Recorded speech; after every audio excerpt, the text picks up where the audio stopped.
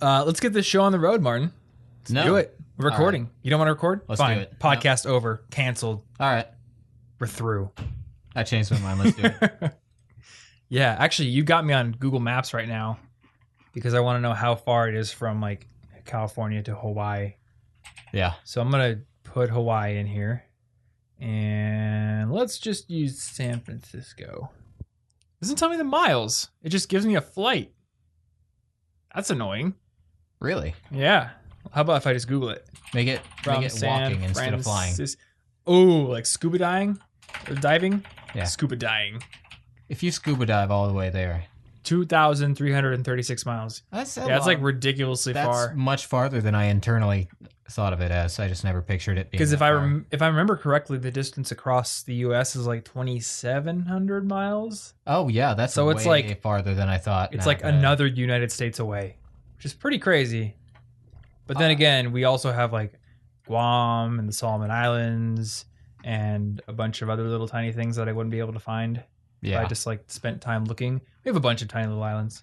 It's insane. Anyway, you and I don't have islands, but what we do have is some questions. Yeah, you're right. Yet. I should say yet. Actually, on that note, my friend Joe Runyon, who is the guy that I stole the impossible list idea from, he has on his impossible list to buy an island at some point. And even made like a full like website landing page for the Impossible Island project. I'm not sure if that ever went anywhere, but I will give him major props if he ever buys an island. Personally, I'm not sure that I actually want to do that. Yeah. I don't know. It seems like there's a lot of like lawn to mow or something. That's what you do with your island. You mow the lawn. You mow the lawn on your island. You really know how to kick back. And you build a secret lair and lab and some robots. And you get some cool volcano walls that hide your secret lair. And you have giant orange troll hair? Yes. Yeah. And you can fly around. Yeah. Perfect.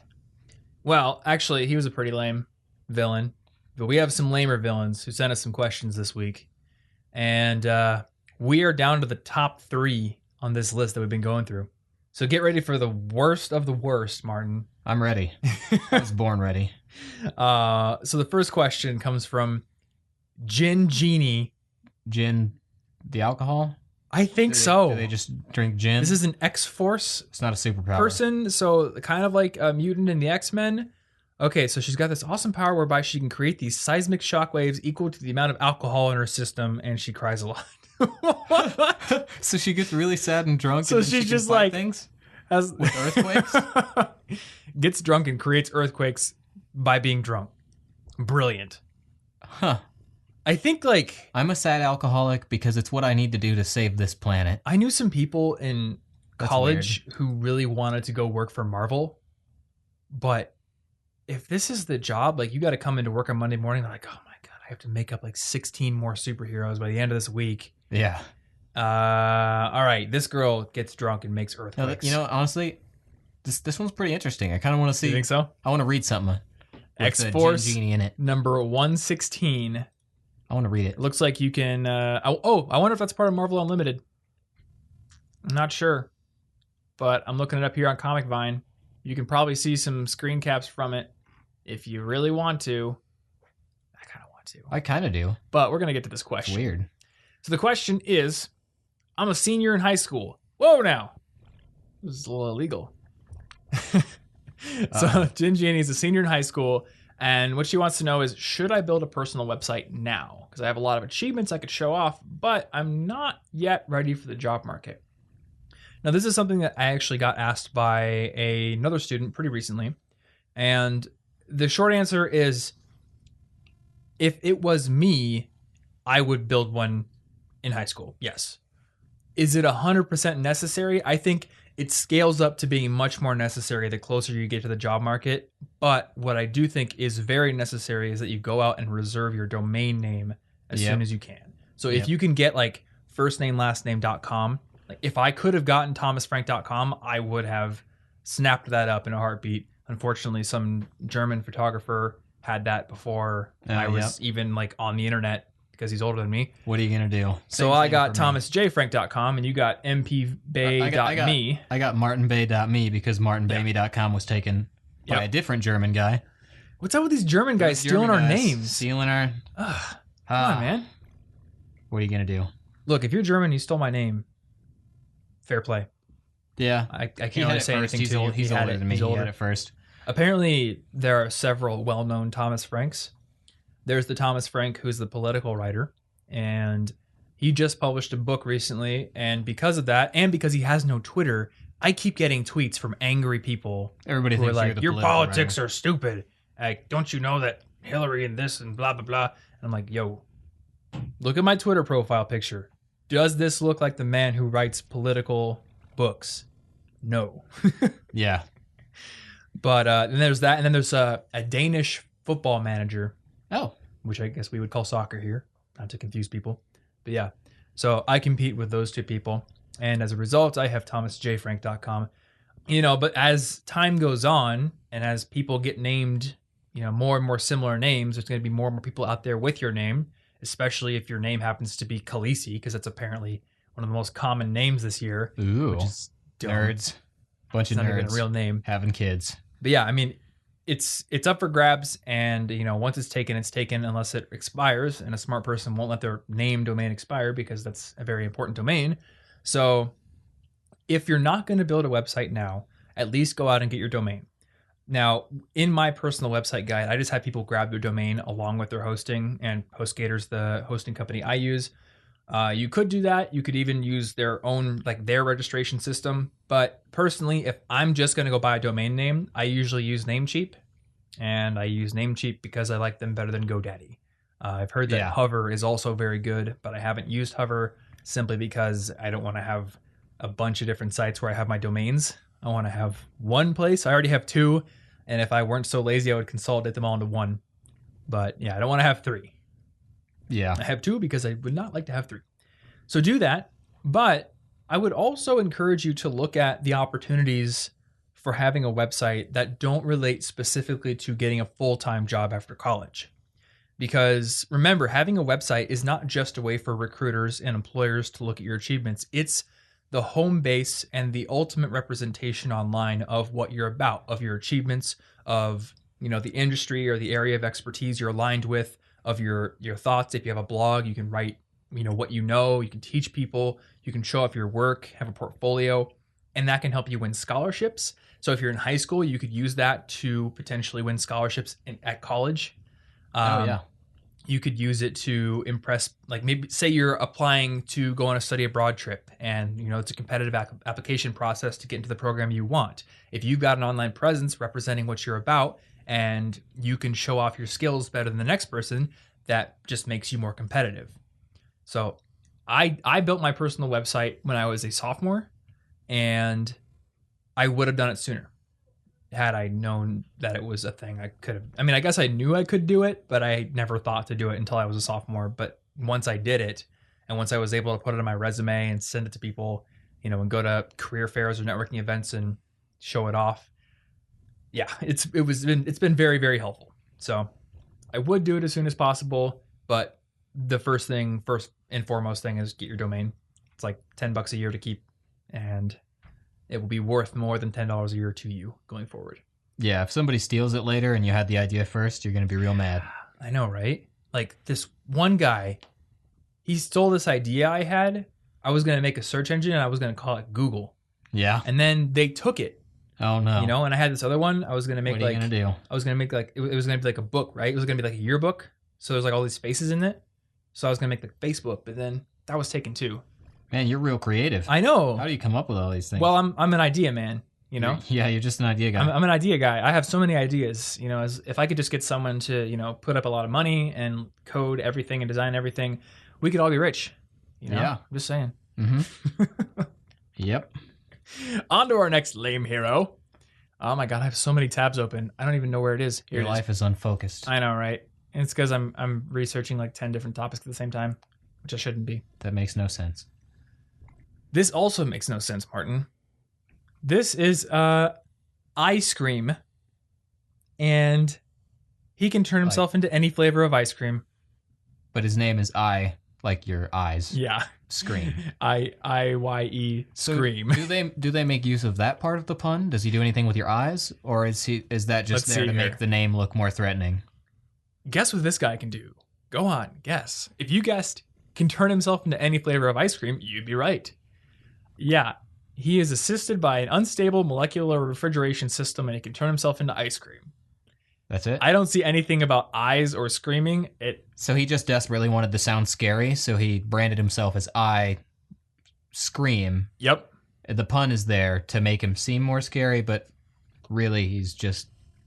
That doesn't do anything. That's not a power for anything. He can turn himself into ice cream, and he can use that power to go underneath doors. I mean, I can't eat dairy. I suppose he could feed himself to me. Ooh, he could. I could be uncomfortable. He's your worst enemy. I don't know. Whatever. What is his question? Is there like another dairy-based villain? Because if not, I think this is like the scariest. Imagine if there was like into ice cream though. You'd have to like then choose to eat him unless he like stuck his fingers in your mouth and turned them into ice cream. Look, Sandman can fly around as sand. Maybe ice cream can fly around as a giant cloud of wet ice cream. And like, look, all I'm saying is if he was actually a mutant hippo that could turn himself into ice cream, he would be your worst nightmare. Yeah. Yeah, pretty much. Anywho, his question, the great villain. The things these people come up with. Oh, by the way, his first appearance is in Obnoxo the Clown versus the X-Men. Yeah. Okay. Awesome. So, his question. I used to be much more creative before I had to focus on learning, and I really haven't written much since I started college or worked on my photography, which is a little frustrating. So, should I just accept it as a fact that I can't be creative now and move on, at least until winter break, or is there something else I can do? So I guess basically this ice cream guy feels like he can't be creative because he's too busy with work. Yeah. What do you do? Actually, I'll let you have some thoughts on this, I bet. Well, I had a lot of things that I tried to do in college all the time, and I constantly had a super full schedule. So I guess step number one, I gave myself a specific day of the week where I specifically only thought about these kind of creative things. So I was working on my language blog, Polyglot, and what I did was Sundays were for Polyglot, and I scheduled it like that. And if I had homework, I would do it before then, because Sundays were for Polyglot, always. Unless there was something horrible that came up, I would constantly set aside that time so I could be creative in it, because otherwise it's really easy to get caught up in, like, I can't this week because I have so much homework. Well, guess what? That's probably every week forever. So if you can't make time within there, then extrapolate that pattern a little bit. You're not going to be creative until you stop having homework. Mm-hmm. Yeah, I think it all comes down to making time for it. You've got to schedule it in somewhere. I am all for the hustle and for being really ambitious and taking on a lot of stuff. And I was that person in college, and I've basically been that person ever since. But I've also realized, I think a long time ago, but I've tried to keep this front of mind, that if you take nothing but structured, super ambitious, career-focused activities and just build your schedule to be nothing but that and leave no time for a little bit of exploration or what I like to call fiddling around, you get really stressed. And you feel like you start to lose your creativity. And one thing that I've noticed is when I was in college, I could sit down and be like, I'm going to teach myself this programming language, or I'm going to figure out how to do this weird thing in Photoshop. And when I started making videos, when I had less of a crazy schedule, I would just sit there and I'd be like, all right, I'm going to teach myself how to animate a thing going along a path. Or I'm going to teach myself how the After Effects camera works. That'll be fun to fiddle around with, But as I take more and more things on, like even recently, it's like, you got to do taxes and you got to go meet with this person and then record 2 podcasts, which means video is compressed into 2 days this week. There's no time to fiddle around. There's just use all the techniques to pump out this piece of work and get it out, And I feel like sometimes that's okay because it's always a balance between overcommitting and stress and then undercommitting and feeling like you're a little listless. Yeah. But I do really value giving myself time to either fiddle around and play with new techniques that I don't know where I'm going to apply them, or maybe I don't know how long they'll take me to learn, or to do something that isn't related to my work, like building a coffee table, or like for you, practicing Spanish or working on your language blog in the past. So you're stimulating creativity by doing some other maybe unrelated things that are just different for your brain. Yeah, absolutely. And when you make time for that, I think you will be surprised at how quickly your confidence in your creative abilities come back. And this comes from recent experience, because for quite a while, this year even, I was starting to feel like my ability to write had gone down. Like I'd go back and I would read writing on my blog from 2013 or even 2012, and I would be like, this is really funny and irreverent. There's like great jokes in here, and it's just like, it's all over the place. It's awesome. Or like the book I wrote, 10 Steps to Earning Awesome Grades. Like I am really proud of a lot of the writing in there, because there's clever jokes and fun tangents, and like this, it just is a playful style of writing. And I felt like this year I haven't done that very much. You know, a lot of my writing has been a little more businessy or just kind of by the numbers. Why is that? And then I was reading Deep Work over Thanksgiving, which you just finished. Yeah. And it was making this point that when you don't work deeply, when you don't make time to really concentrate on your work, and when you constantly let yourself get distracted by either shallow work, like my email maybe, or like, you know, accounting stuff or meetings that I allow to come into my schedule, or real distractions like social media, video games, stuff like that during the day. And when I don't give myself rest time, so I'm constantly in this state of work, I actually diminish my brain's ability to do that kind of good writing. So when I implemented a deep work schedule, when I put blocking software on my computer to block most of the internet before noon every day, and opened up Cold Turkey Writer and forced myself to write like 1,500 words before my computer would be usable again, I found that once again, I was able to write good jokes. I was able to write with a lot more confident and, you know, better prose than I could earlier.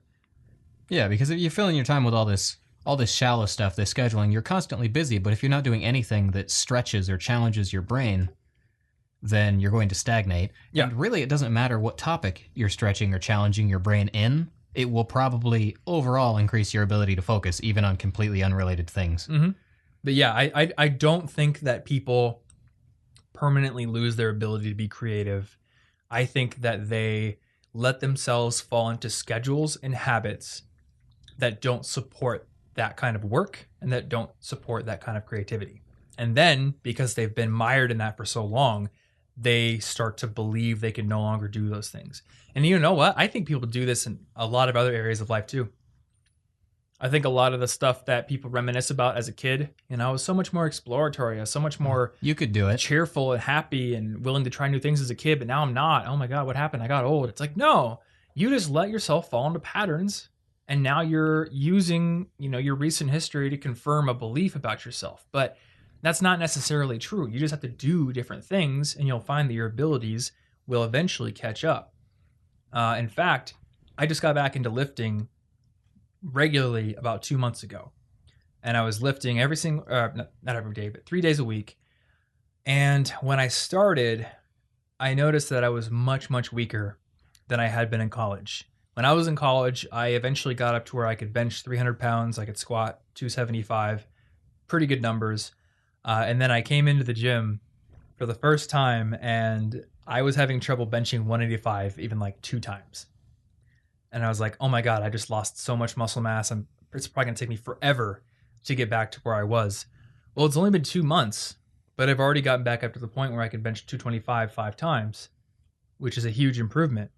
So I think your body and your brain are both going to get back to the points where they were before a lot faster than you think that they will. Yeah. Because your body knows that position. You know, it's not uncharted territory. It knows the way back. You're not lost forever. Yeah. Barring like a permanent injury or, Yeah. I don't know, getting hit by a truck in the head or something. Like if you just let yourself fall out of it, you can get yourself back into it. There's a lot of things you're not doing anymore. That's true. Unless you're ice cream man. Yeah. I guess one more thing. If you really are so busy that there's absolutely no time, maybe keep a list somewhere of things that you might do during winter break or summer break. If you're like, I want to write this, just start brainstorming, just an active brainstorm list of ideas you have to write about. And if you end up getting really excited by it, you might find that you accidentally, while trying to plan for stuff during winter break, end up motivating yourself to work on a little bit of it now. That's true. Because you took away the stress of thinking, but I don't have any time to do it now, and you just thought about doing it winter break, but then maybe you start it now anyway because you like it so much. Have you ever had a time where you just told yourself you were going to fiddle around with something like little and then it spiraled into a huge project? You take away the pressure of knowing it's a huge project, you start this little thing, and then the next thing you know, it's like 8 hours later, and it was the greatest thing you've ever thought of. Yeah. Both version 4 of College Info Geeks Design, which is the current one, and version 3, the previous one, were examples of that, where I had intended to design, like do a full redesign. I was like, I'm going to sit down, I'm going to redesign the entire site. And it took me months and I had like no progress. Yeah. And then I'll just use version 3 to 4 as an example here because it was basically the same with version 2. One night I sat down, I was like, maybe I won't redesign the site for a few months, but I do want to redesign the header to have like clear menu items and a better logo. So I just started messing with stuff in Photoshop. And then once I built that, I was like, hey, I wonder what would happen if I changed the background color. I did that and I dragged a box over the entire design of the site and then just started placing new things. And in a day, I had probably 90% of the site's design done. So you tricked yourself into thinking there was no pressure because you're like, oh, it's a small thing now. Mm-hmm. And then immediately unlocked your creative potential. Yeah. And did most of the work. Yeah. So, I mean, if you're a creative person, you probably have ambitions to do pretty big things, but maybe they feel so big that you're saying to yourself, I'm so busy with school right now, I don't have time to immerse myself in a huge photography project or a full website redesign, or I'm going to do a sketch of this entire character in Overwatch or something like Anna does. Don't tell yourself that. Yeah. Just be like, I'm going to sit down, I'm going to fiddle around, I'm going to draw like half of an eye, or I'm going to change the header here. I'm going to go out and take like 3 pictures. And once you're in it, once you're steeped in it, it's a lot. Then easier you start to feel going. like I'm going to keep going. Yeah. Yeah. Cool. Hope that helps you out, Ice Cream Man. All right. Now, this next one's number 1 on the list, right? This is number 1 on the list. This is the lamest hero of all time, Matter Eater Lad. He just eats matter? He eats things? He eats things. Yep. Is that it? He's a 1963 superhero. Yeah, it looks like he just eats through anything. And he's eating a chain link fence here. I mean, I guess that's a little more useful than Ice Cream Man, but he's getting his iron. If he doesn't use it very creatively, it's not going to do much. That could be the best superhero of all time. Think about it. I think he could use it in pretty good ways if he wanted to. Could he eat any matter? Like, that could be can he probably eat people with no problem. He doesn't think about it. He'll just eat the bad guys. Yeah, there you go. He'd eat the ground out from under him. He could eat their base. Brilliant. He could be useful if he tried. If he can eat any matter, does that mean that, like, all matter does not damage his insides? Yeah, because I assume it means he's not going to die from it. If he can eat, like, hydrochloric acid and, like, uranium and all sorts of stuff and not die. They could be like, here's a nuclear bomb. What do we do with it? Eat it. Feed it. Feed it to this guy. Nice. Yeah. You know what? This may be the greatest superhero ever. Huh. Man. Maybe Ice Cream is the lamest one. Yeah, he's more useful than Ice Cream. He's got a burning question, though. And his question is, I'm in college for engineering, and I'm struggling to also work on a side business. So looking back, would you rather have dropped out immediately from college to focus on your entrepreneurial venture, or build up the self-discipline until you reached a point where you're able to do both? What do you think now, entrepreneurial man? It's a heavy question. I have been asked very, very many times over the years, would I have dropped out of college to work full-time on College Info Geek had I known that I was going to become successful? And I always have trouble with these kind of questions because butterfly effect and stuff. I mean, I think there are a lot of things, a lot of catalysts that came as a direct result of me being a college student that I would not have gotten. I wouldn't have met you. Oh, yeah. I wouldn't have met you, so nobody would have coded the greatest design on College Info Geek that's ever existed. I would have had to figure it out. I wouldn't have done a lot of the clubs and a lot of the jobs that gave me a lot of the experience and a lot of the knowledge that allowed me to do my blog. The thing about a blog is that it's great. I mean, I don't want to knock it because it's going to help you become a better communicator. It'll help you become a better writer. It will teach you coding and design skills if you decide to tweak it and change it. But the content of a blog is a reflection of your knowledge and experience. And if you are only a blogger, then all you can blog about is blogging. You know? Yeah. So It gets too meta. sure, I could have read lots of self-development and business books, and I think we have a question coming up in next week's episode about the value of reading. Reading is valuable, but only when it complements experience. And had I just dropped all of the things that were giving me experience in college to work on a college blog, I wouldn't have been getting experience in all these departments in college. So I would have been far less knowledgeable. And I think I realized that. You know, people ask me, even during college, would you consider dropping out? Seems like this thing's picking up. You're getting some traffic. Maybe you should just drop out, not do your last year. You know, go full time on it. And my reasoning at the time was, I don't want to be the college blogger who dropped out of college. Yeah, that would be really ironic and dumb. But now I look back and I see it as like, I don't want to be the college blogger who didn't stay in college long enough to gain all the experience that gave me the knowledge I can give to other people. I mean, the only reason that I know so much about career fairs and interviewing and all that kind of stuff is because I worked in the career center and I went to every single career fair. And the only reason I know I can tell people, here's how you sign up for classes, here's what a degree audit is, here's exactly how the FAFSA works, is because I had to work in student advising and I was an orientation assistant and I had to go through training to learn all those things. So that's my perspective on it. But I want to give Matter Eater Boy, or whatever his name here, some more personally applicable advice here, because that's just what I would have done. But if you've got something that maybe isn't exactly what I was doing, like for me, it was like the experience of college directly benefited my ability to communicate advice about college. Maybe you're doing something else. Maybe you're building the next cool SaaS app or something. Episode 2 of this podcast. Going way back. Way back. Was my second interview with Leo Wiedreich, who is the co-founder of a site called Buffer. Now, I met Leo back when Buffer was just 2 guys, and Leo was one of the co-founders, and he was still in college at the time. And this was probably back in 2010 or 2011. They were like total in the trenches, cockroach mode startup, 2 dudes. We made a tweet scheduler, and Leo's job was, as a college student, his side hustle was to go write guest posts for blogs. That's how he met me. He reached out to me and said, hey, I want to write a guest post for how students can use Twitter professionally. And I'm like, sure, because I took guest posts back then. And then prior to the podcast, actually, this was a precursor to the podcast, I had a video interview series that I called the College Info Geek interview series. I only did 3 episodes ever, and one of them was Leo. I got on Skype with him. We had a conversation. He was a student in the UK, I think, in a business school at the time, and it was a great conversation. And then a couple of years later, when I started the CIG podcast, I was like, Leo, you guys are doing great. I want to interview you again. And at the time, he had dropped out of college to work full-time on Buffer, and it was doing really well. And now I think Buffer might have 37 employees. And I remember they're very, very transparent about everything that happens with their business. So I remember Leo posting at one point that he had been paid out like over $1 million in one big chunk. Wow. Because there was like a ton of seed money and they decided to do like a profit payout or something.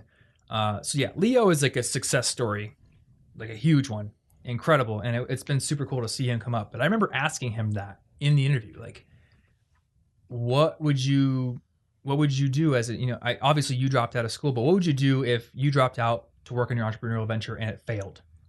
Do you think that would be a failure? Do you think you shouldn't have done that? And he said, no, because I would be able to communicate all the experience and all the work I put in going after something I believed in to the person hopefully admitting me back to college, or the person that I'm maybe interviewing with for a job. So you could basically say, oh, you want to know why I dropped out? That's natural. I see why you want to know, because I'm coming back. Yeah. It's because I had a real reason. Yeah. That was really intense and motivational, as opposed to being unable to handle it or something. So from that knowledge, I believe that dropping out of college or taking a semester off, actually, now that I think about it, I'm pretty sure he said he was taking a semester off at first. And then as Buffer continued to do well, he just dropped totally because he realized, I don't need college anymore.